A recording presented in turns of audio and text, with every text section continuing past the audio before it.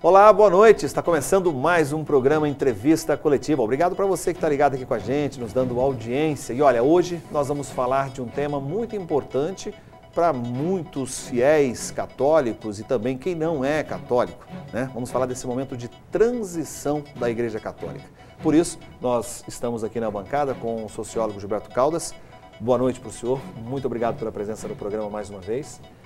E aí a gente começa perguntando, né? Talvez seja um dos momentos mais importantes, historicamente falando, ou seja, esse momento está fazendo história na Igreja Católica? Sem dúvida. Primeiro, temos que considerar que estamos tratando de uma prática religiosa, no Brasil, por exemplo, com 124 milhões de fiéis. E isso é muito importante para uma comunidade brasileira. Segundo, de uma instituição multimilenar que tem norteado as questões religiosas de uma boa parte da humanidade. E as transições sempre são dolorosas, né, Lizarelli? Nenhuma transição se faz sem que haja um processo de acomodação.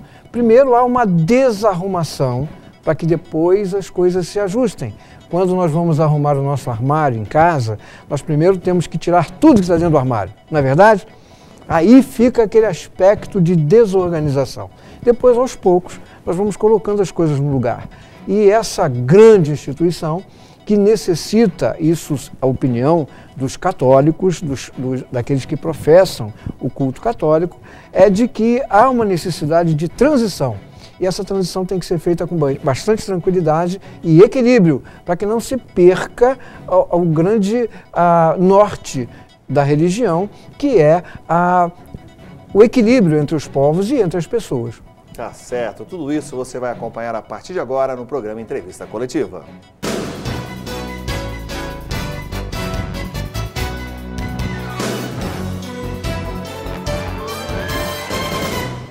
Como todos sabemos, essa semana a Igreja Católica escolheu um novo Papa, né? Ele é argentino, escolheu o nome como Francisco, e aí a gente está conversando sobre esse tema agora aqui. E na verdade se esperava que a escolha fosse tão rápida, Gilberto, ou não? Em princípio, bom, nós vivemos um mundo midiático, né? E você sabe que o foco do mundo se voltou para o Vaticano. Isso é muito bom para a instituição, porque ela estava na mídia, ela estava em evidência. E com isso muita gente que quiçá nunca tivesse ouvido falar de catolicismo, de Vaticano, enfim, eles teriam a oportunidade desse contato e reavivar também naqueles que estão distanciados, não é? E se esperava até que se demorasse mais para que a fumacinha branca aparecesse. Mas acho que o consenso prevaleceu entre os cardeais e eles, num prazo até de certa forma curto, se decidiram por um argentino, entre aspas. Argentino, entre aspas, por quê? Numa visão sociológica, a gente entende que o europeu, de uma maneira geral, eles são muito arraigados aos seus princípios genéticos, não é? Às suas origens. Então, o Papa é argentino, mas filho de italianos. Então se contempla ambas as partes. Pois é, nós vamos entrar daqui a pouco especificamente nessa questão do Papa, né? A gente quer falar um pouquinho da história da Igreja, mas dá para a gente falar agora, já que o senhor tocou no assunto do novo Papa, como o senhor disse, ele é argentino, e para que as pessoas possam entender um pouco mais, os papas, assim como os cardeais, eles seguem, digamos, alguns grupos, né, dentro do esquema, dentro do contexto da Igreja Católica. Por exemplo, é possível dizer se esse novo Papa ele é jesuíta, ele é franciscano, o que ele é? Ele é jesuíta declarado, né? Jesuíta declarado. Sem nenhuma dúvida. Em princípio, precisamos entender que há 1.200 anos, nenhum Papa quer dizer pai dos pais, não é? Foi eleito fora do contexto da Europa. E você vê, são 263 papas que são originários da Europa e muito poucos, e agora um latino-americano. É um evento notável. Não é? Isso demonstra claramente que os olhos da Igreja Católica estão se voltando para uma comunidade substancialmente quantitativa e que dá vida aos seus ideais, não é? Às suas ideias. Porque quem faz a Igreja são os fiéis. E os católicos têm trabalhado, todas as lideranças católicas têm trabalhado muito incessantemente, Lizarelli, no sentido de uma comprovação numérica. Então, são 127 milhões de católicos no Brasil. Mas a pergunta que eles fazem dentro das próprias organizações católicas é quem é que realmente segue o catolicismo? Quem é que realmente tem fidelidade aos princípios da conduta católica? Que é muito simples você se declarar católico numa questão lá de medição, não é? E depois você vai trabalhar com um dado que não é real. Então, eles têm trabalhado nesse sentido de fazer com que os declarados fiéis sejam realmente fiéis, não é? Estejam realmente fidelizados com os princípios da fé católica, com os princípios que são preconizados por toda a estrutura. Aí você pega, por exemplo, uma questão de fé e junta a esse bolo uma questão humana. Nós somos humanos. Então, mesmo que a igreja seja um terreno sagrado, um campo santo, quem administra isso, quem é, Lizarelli? Seres humanos. Somos nós, seres humanos. Então, nós somos falíveis. E é um dos grandes problemas de qualquer instituição humana, é exatamente a conduta humana. Então, como é que fica essa questão? Será que esse Papa, como você me perguntou em princípio, é capaz de ser o timoneiro de uma transição? Será que ele, aos 70 e alguns anos, quer dizer, já no declínio, não é? Já na perda substancial da sua capacidade física, da sua capacidade intelectual, é capaz de promover uma transição? Veja bem, como jesuíta, e é outro aspecto muito interessante, porque quando ele se autodenomina Francisco, que é um direito que o Papa tem, prestar uma homenagem àquele que ele venera, será que é a Francisco de Assis ou a Francisco Xavier? Porque quem era jesuíta não era Francisco de Assis. Jesuíta era São Francisco Xavier. Então, será que essa questão não está bem esclarecida? Não é? Mas vamos considerar que ele seja franciscano. Um princípio básico três princípios básicos da conduta franciscana é pobreza, humildade e obediência. Então, como é que você pode esperar de alguém que fideliza a obediência máxima a qualquer princípio que ele seja o timoneiro de uma revolução? Qualquer revolução parte necessariamente de alguém que é incomodado, de alguém que é rebelde. Que não é obediente. Que não é obediente, que contesta, é um contestador. E nos parece, pelas opiniões, inclusive dentro da própria Argentina, onde ele tem toda a sua militância religiosa, e alguns segmentos o consideram ultraconservador. E aí fica a questão, não é? Será que ele vai realmente ser o timoneiro dessa alteração metamórfica? Só o tempo vai dizer. Gilberto, nós vamos fazer uma pequena pausa, porque daqui a pouquinho, depois do intervalo, nós vamos falar um pouquinho mais sobre essa transição. E aí nós vamos voltar no tempo para contar um pouco da história e da necessidade também dessa, digamos, substituição do Papa dentro da Igreja Católica. Daqui a pouquinho, depois do intervalo, não saia daí. Estamos de volta com o programa Entrevista Coletiva. Obrigado a você que mora em uma das 72 cidades do interior do estado, você que é uma das 4.500.000 pessoas que vivem em todo o interior do estado. Muito obrigado pela sua audiência. E olhe, todos os nossos programas de entrevista coletiva já estão na internet. É só você acessar www.band.com.br/Rio Interior e acessar ali o ícone Notícias. Você pode rever todas essas entrevistas. Hoje eu estou batendo um papo aqui com o sociólogo Gilberto Caldas. Estamos falando desse momento de transição da Igreja Católica, Gilberto. A gente falou já da eleição do novo Papa, do argentino. Mas qual é realmente, na sua interpretação, a necessidade de se substituir tão rapidamente um Papa, na verdade, né? Porque a renúncia veio, né? Muito pouco se falou sobre isso, a história há de confirmar isso mais para frente, mas o que há de concreto é que a Igreja Católica sentiu e sente a necessidade de corrigir alguns rumos, é isso?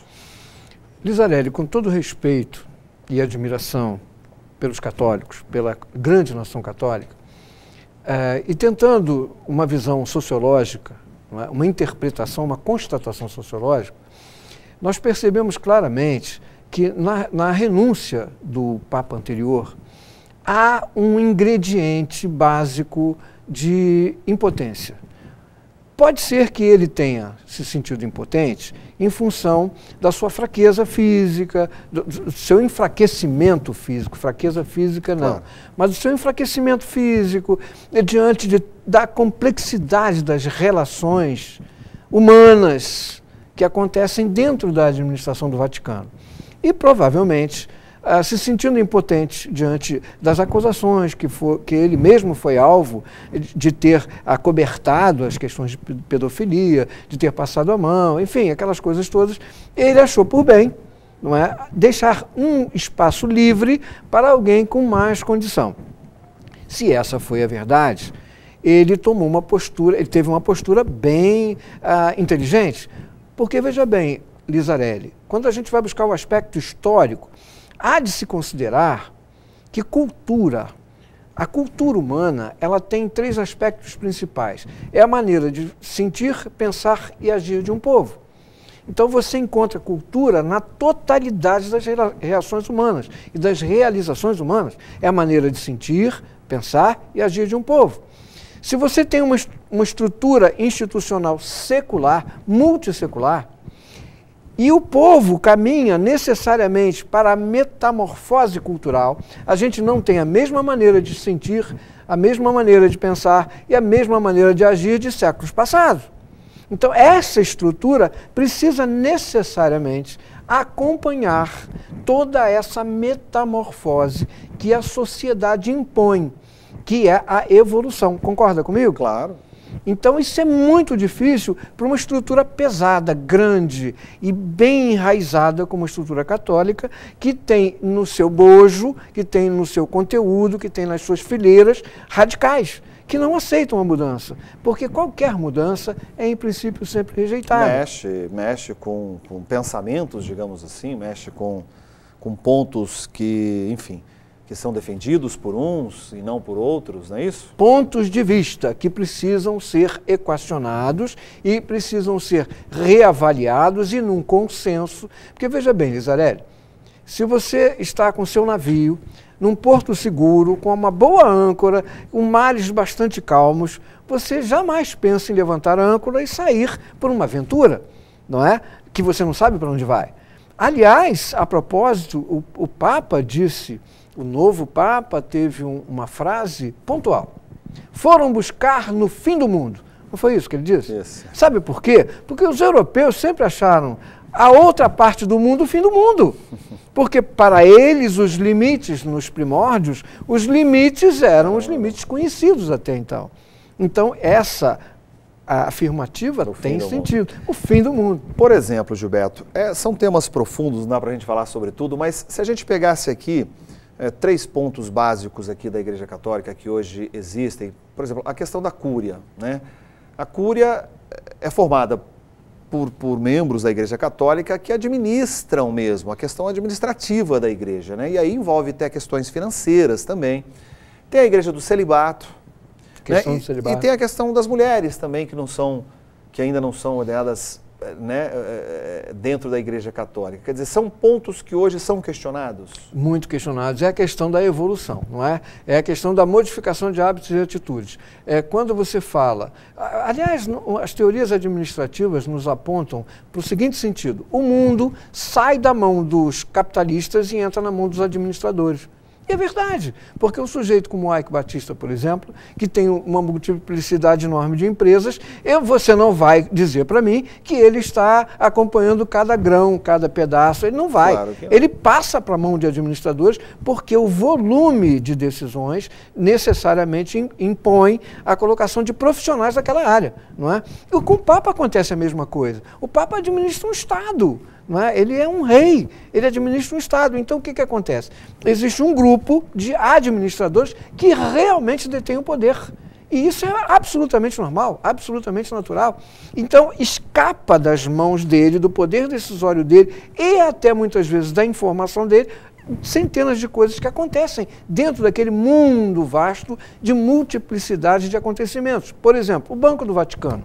Não é? Se discute hoje essa questão do Banco do Vaticano, que seria um paraíso fiscal, seria uma instituição que está deficitária e seria uma instituição que administra mal, seria necessário que se modificasse aquela estrutura. É uma questão que ele vai ter que resolver. E é uma questão cultural também, porque, veja bem, se nós não tivéssemos um mundo midiático, como nós dissemos no início, hoje, absolutamente atuante em todas as relações humanas, o Banco do Vaticano estava ali quietinho, mesmo que tivesse com uma série de inconvenientes ali, administrativos, contábeis. Ninguém estava discutindo isso, mas se discute, se evidencia, se torna evidente, não é verdade? Outra questão, a questão do celibato. É preciso que se resolva a questão do celibato. Veja bem, nós estamos apenas constatando realidades que a população católica está expondo para nós, não é? Claro. Então, a questão do celibato. Quantos padres deixam a batina, deixam a sua vocação sacerdotal porque se apaixonam, porque precisam constituir família. Haja vista, por exemplo, a necessidade que se tem dos seminários estarem vazios. Ou seja, a atividade não é atrativa para os jovens. Então a igreja tem que resolver isso. Só quem pode resolver isso é a igreja. A questão das mulheres, por exemplo. Nós sabemos tradicionalmente que nós, por questões religiosas, por ignorância religiosa, sempre postergamos as mulheres a segundo plano. E as religiões todas, não estou falando da religião católica, tem uma culpabilidade expressa nisso aí, porque sempre postergaram a mulher à condição subalterna. Então por que a mulher não pode ser ordenada? Por que a mulher não pode ter uma atividade muito mais evidente dentro das igrejas se a mulher foi apóstola, inclusive, segundo consta a história? Maria Madalena, segundo consta a história, não é a história religiosa, é a história mesmo, foi apóstola também, não é? Quer dizer, todos esses temas o novo Papa vai ter que mexer necessariamente. Ele tem que mexer. A questão, por exemplo, do Estado laico, não é? Na questão do aborto e na questão da união homoafetiva. Uma coisa, Lizarelli, a gente tem que entender. Uma coisa é a interferência do aspecto religioso, seja ele de que viés for, nas questões de Estado. E nós já tivemos experiências, a humanidade como um todo teve uma experiência muito negativa. Nós temos hoje os fundamentalistas lá no Oriente, você vê a barbaridade que eles fazem. Nós tivemos a Santa Inquisição, nós tivemos, enfim, todos os templários, os cavaleiros, enfim, toda uma questão onde a fé entrava na administração do Estado e tumultuava tudo. Quando você fala que o Estado laico diz assim, vou reconhecer a união homoafetiva, ele está falando, Lizarelli, das questões legais. Das questões legais, porque as pessoas se unem e elas adquirem bens, elas fazem vida em comum. Então, o poder legislativo do Estado tem que administrar isso de uma forma clara. Aí entra a fé religiosa, seja ela de que viés for, e diz assim, mas não pode fazer sexo. Bom, isso é outra questão. É uma questão moral. É uma questão moral. Então, o Estado não pode ter a interferência religiosa. O Estado tem que estar isento de qualquer interferência religiosa para que ele possa decidir de acordo com a maneira de sentir, pensar e agir da nova sociedade. E hoje as uniões homoafetivas são uma realidade ou não são? São. Gilberto, vamos fazer mais uma pausa, porque daqui a pouquinho, no próximo bloco, vamos falar um pouco mais sobre os caminhos dessas mudanças e o que a grande nação católica espera daqui para frente. Não saia daí. Estamos de volta com o terceiro e último bloco do programa Entrevista Coletiva. Hoje recebendo aqui na bancada Gilberto Caldas, ele que é sociólogo. Estamos conversando sobre essa transição da Igreja Católica, a escolha do novo Papa. Gilberto, e aí a gente entra num tema agora, com relação às profecias que foram feitas, né, sobre todo esse momento. Quer dizer, o que você poderia dizer com relação a elas? Bom, é preciso que se diga, porque há muito alarde, não é? Muita tensão com relação a isso. É preciso que se diga que a gente tem que ter confiança, não é, no equilíbrio da própria natureza. Não vamos dar muito crédito a essas questões, vamos continuar o nosso trabalho e esperar, por exemplo, que um líder religioso da magnificência de um líder religioso católico, com uma população tão vasta em todas as partes do mundo, que ele tenha realmente uma mensagem universal.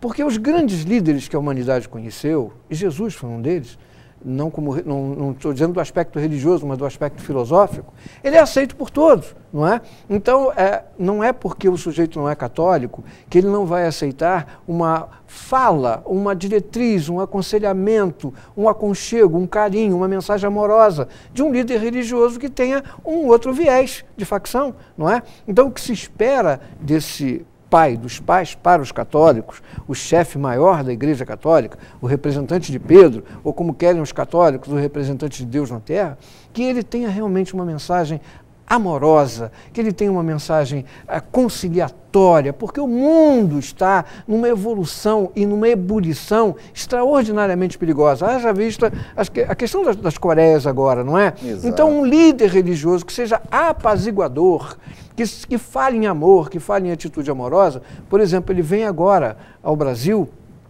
para o evento... O grande encontro da Juventude Católica, que vai ser... não só católica, é católica, mas na verdade que vai reunir a juventude. Seja ela católica ou não, é a juventude, gente. Tomara que todos os vieses religiosos, como tem, né? Tem a juventude espírita, a juventude evangélica, batista, pentecostal, e esses jovens já sejam influenciados de uma forma altamente positiva e contagiante para que eles entendam que o futuro da humanidade depende do nós e não do eu. Então é essa a expectativa, não só da nação católica, mas de todos os povos do mundo, que esse novo líder, reconhecidamente líder, eleito pelos seus partícipes, dê para toda a humanidade uma mensagem de paz, de esperança, de convívio e de prosperidade. É isso que se espera de um novo líder, principalmente um líder religioso. E que as pessoas também, de uma forma geral, para a gente encerrar o programa aqui, Gilberto, respeitem. Na verdade, a gente percebe que logo depois da escolha do novo Papa, as redes sociais choviam de brincadeiras, argentino, Papa argentino, aquela coisa toda. Quer dizer, é importante que as pessoas consigam separar as brincadeiras, as piadas de futebol, de rivalidades, com um líder católico que não é da Argentina, na verdade, é um líder católico mundial, na verdade. É importante que se respeite a figura de um Papa, não é isso? E ele precisa disso. Aliás, na sua primeira fala, ele pediu que orassem por ele, não é verdade? A física quântica, já que a gente fala de cultura, sentir, pensar e agir, nos mostra o fenômeno da reverberação. Ou seja, tudo que acontece reverbera. Se nós, na intimidade do nosso pensamento, da nossa meditação, da nossa súplica a alguma coisa superior, pedirmos por ele, independente do nosso viés religioso, ele vai receber. E, consequentemente, ele terá muito mais para dar para toda a nação, para toda a humanidade. Tá certo, Gilberto. Olha, mais uma vez, muito obrigado pela sua presença, para nos ajudar a entender um pouquinho mais esse momento tão importante que passa a Igreja Católica e, consequentemente, grande parte dos brasileiros também estão atentos a essas mudanças. Muito obrigado pela sua presença aqui. Eu que agradeço. Tá certo. E assim, chegamos ao fim de mais um programa Entrevista Coletiva. Um ótimo fim de semana para você. Nos encontramos no próximo sábado. Até lá!